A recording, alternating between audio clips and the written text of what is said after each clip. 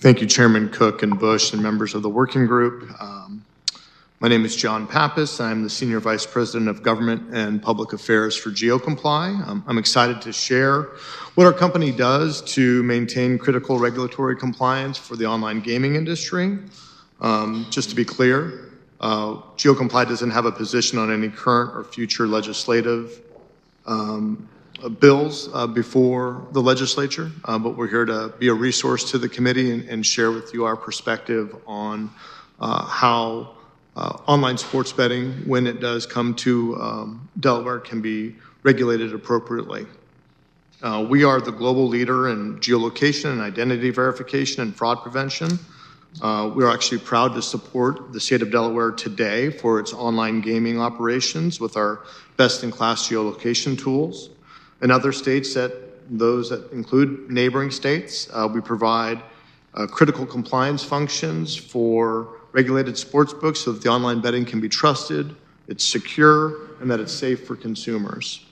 Our dynamic technology delivers unparalleled oversight for operators and regulators. Each day, we're processing up towards 40 million geolocation transactions.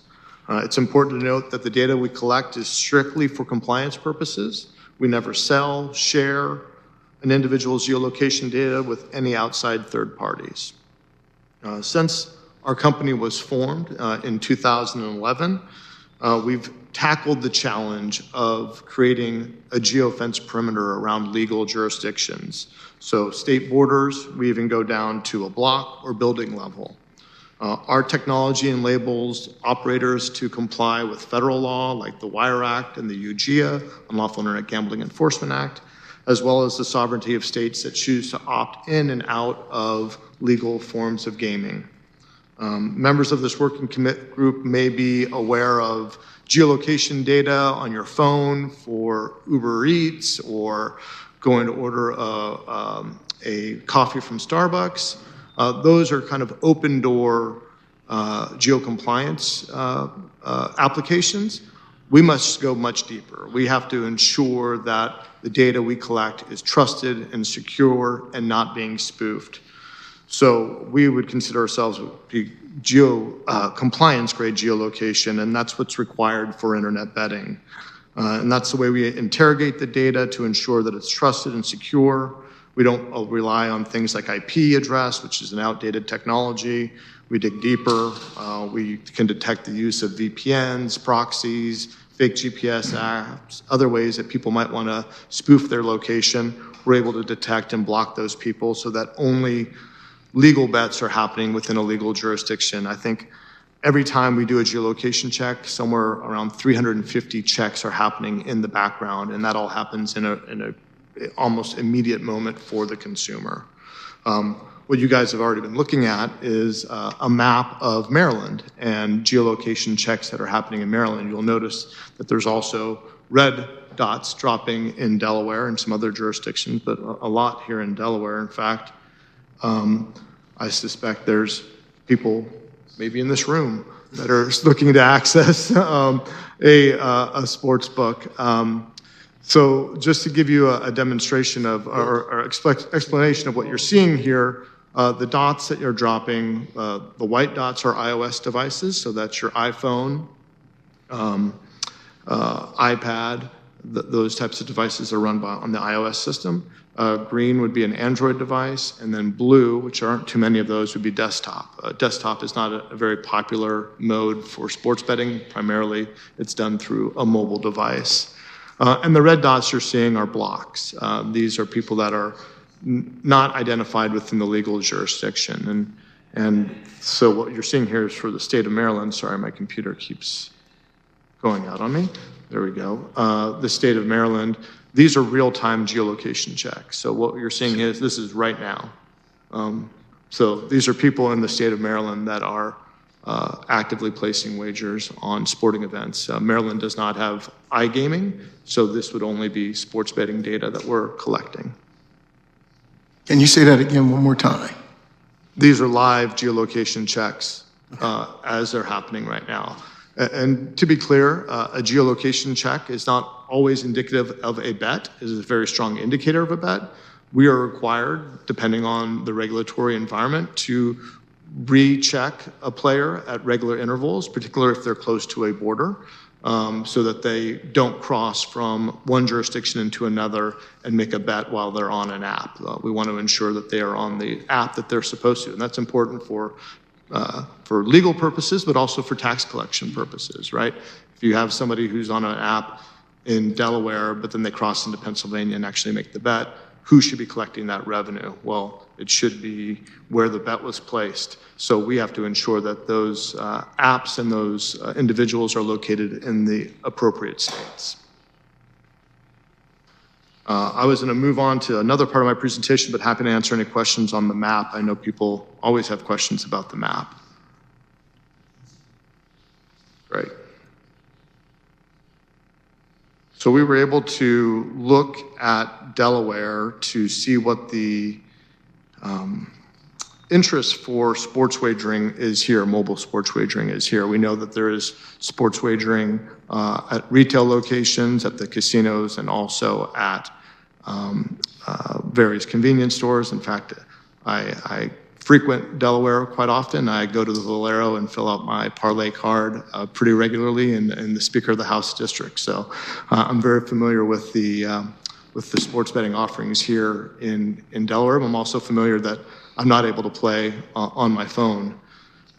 So I think that's an experience a lot of Delawareans find. So what we're going to see here is a breakdown of attempts that we see to access legal online sports books in other markets, the breakdown of the states that people are looking at, and then we have a little example of what we see some cross-border play, when that means we see a player geolocated in Delaware, and then within a short amount of time, they would be geolocated in a legal market, most likely placing a wager. So during the NFL season, so this was from September 8th, the start of the NFL season, through the Super Bowl, we saw 4.15 million geolocation transactions within the state of Delaware. It's a small state, there's only 1 million people here, but we saw 4.15 million geolocation transactions. Again, these people were people accessing the app, and they would have been blocked from being able to bet. It's not suggesting that they were going to the app to make a bet. They could have been checking odds, they could have been checking their account, funding their account, but the reality is, while they were here in Delaware on the app, they were unable to bet because our technology would have blocked them. We would have communicated with the app that they're working with, and they would not have been able to place that bet. And this came from almost, or a little more than 112,000 individual sports wagering accounts located here within the state. Not surprisingly, 60% of those transactions sought to go into legal apps that were based in the state of Pennsylvania. I did a little research to see what it looked like from the end of the year, or from the beginning of the year to now, and it's actually kind of evened out between Pennsylvania and Maryland now, as Maryland's market has matured. And I think just the fact that there was probably a lot of NFL interest with the Eagles and the fan base in that Wilmington area that may have been Eagles fans. So that's evened out a little bit. New Jersey and, of course, Virginia.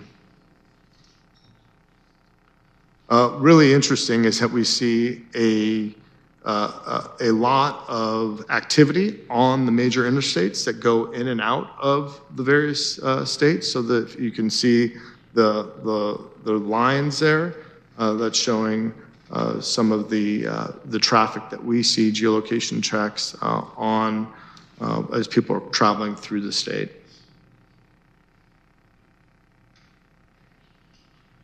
And then, as I mentioned previously, this map shows what is cross-border transactions. So this is people who were geolocated in Delaware, and then a short amount of time later, I think that its intervals within 30 minutes, would be geolocated in a legal jurisdiction. So this was looking specifically at traffic from Delaware into Pennsylvania.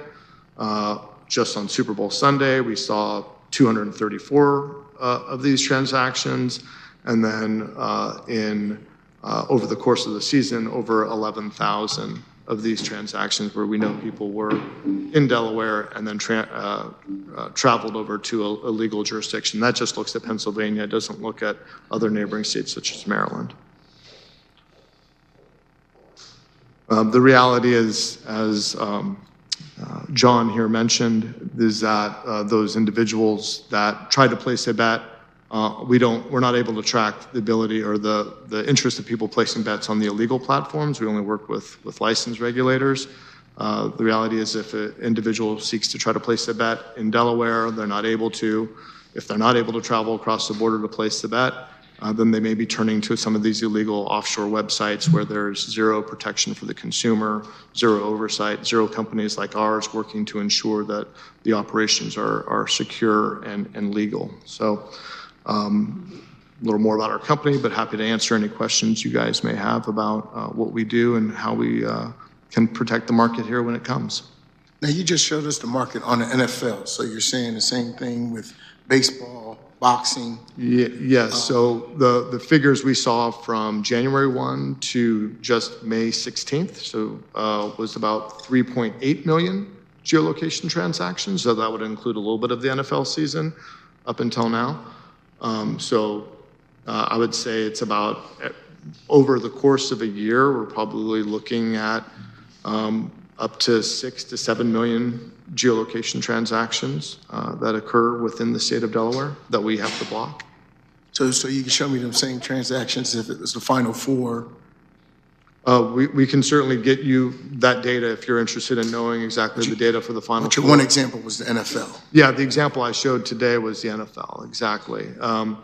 It's NFL betting, as you may know, is probably the most popular of the betting season. So NFL is, I think, a strong indicator of people's interest, particularly, I think, when you think of the location of Delaware, having probably fans of teams in New York, teams in Pennsylvania. It was a good time frame for us to pull, but certainly if you're looking for more granular data around other sporting events, we'd be happy to provide that.